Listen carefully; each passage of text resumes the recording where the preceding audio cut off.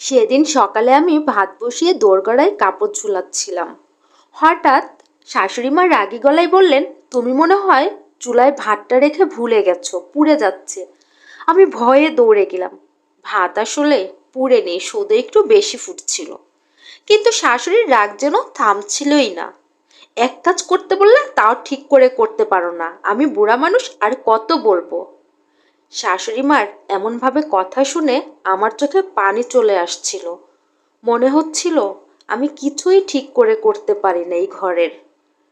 কিন্তু দুপুরে তিনি নিজেই আমার কাছে এসে আস্তে করে বলল, মা আজ দুপুরে একটু মাথা ধরছিল, তাই বেশি রেগে গেছি।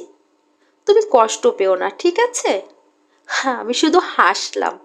ওই হাসিতে রাগটা গলে গেল দুজনের। সংসারে রাগ ঝগড়া হয়, কিন্তু শেষে যখন কেউ একটু কোমল হয়, তখনই মনে হয় এই তো, এটাই পরিবার।